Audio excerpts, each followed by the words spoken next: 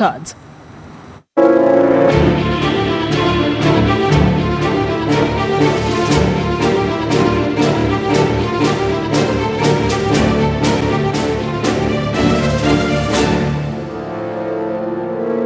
Saa 2 asubuhi mtakuwa mmepiga kura. Eldoret town at the peak of the 2017 presidential campaigns, and it might have appeared as a done deal to isolate ODM leader Raila Odinga as the one unwanted man anywhere near the house on the hill. Kitendawili saa 3 awe ameenda nyumbani. Or perhaps a sealed 20-year Jubilee pact.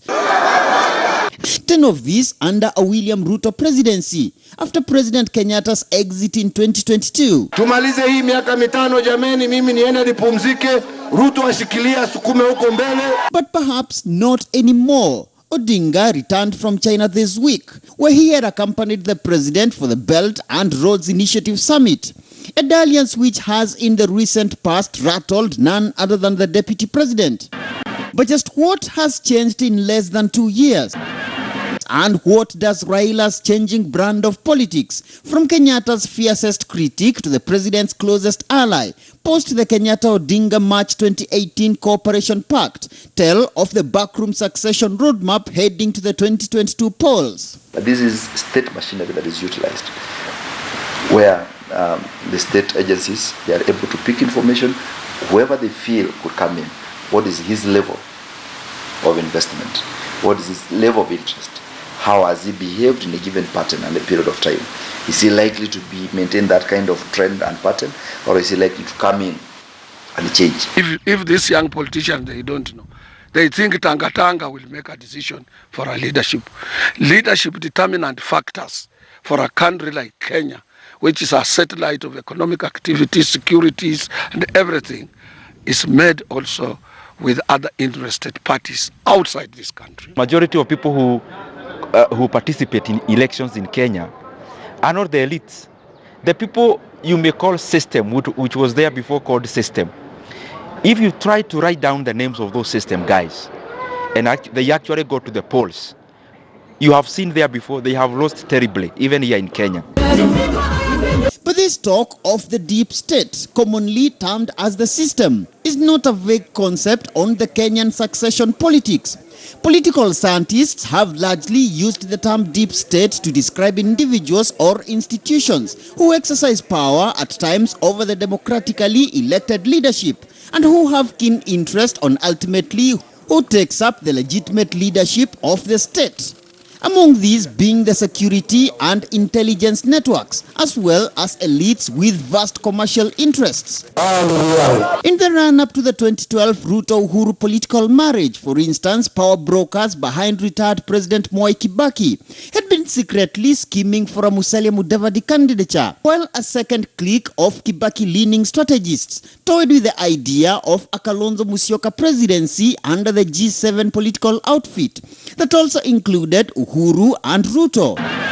At the time, unsure if the country was ready for another Kikuyu president after Kibaki's 10 years grip on power. International Criminal Court is now in session. But the 2010 indictment of 6 Kenyans for crimes against humanity charges at the International Criminal Court, among these then Deputy Prime Minister Uhuru Kenyatta, who is also son to founding President Mzee Jomo Kenyatta, is said to have ignited a major headache within the deep state.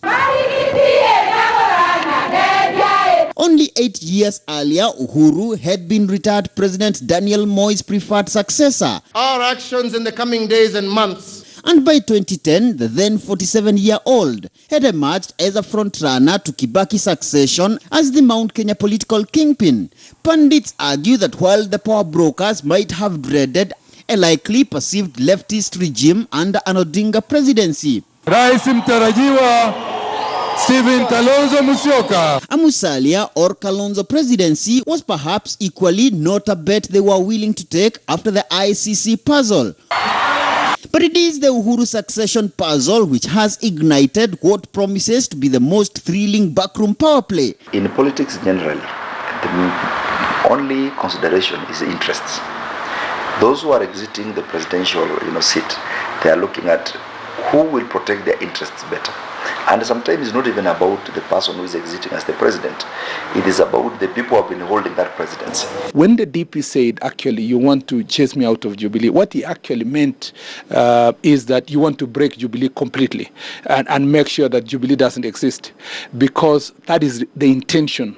You know, like the Bible says, the thief comes to steal, kill, and destroy. Ironically, both Ruto and Odinga have been associated with an abrasive brand of politics, said to be largely unpopular with power brokers keen on preserving their deep vested interests. But could the deep state be slowly weighing its options between these two presumed 2022 frontrunners amid political talk of safeguarding the elite's interest post-2022? And where does this leave the ongoing debate for constitutional amendments to reintroduce the post of Prime Minister, said to be a likely carrot to be dangled on President Kenyatta to stay on?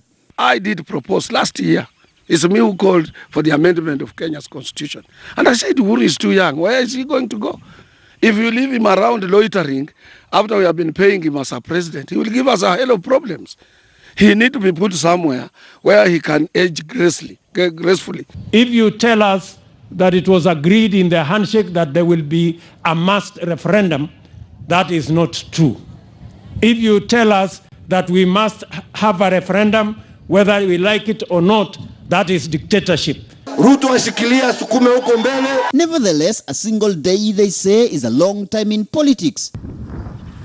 And more backroom power play is expected as the clock ticks fast to the 2022 polls.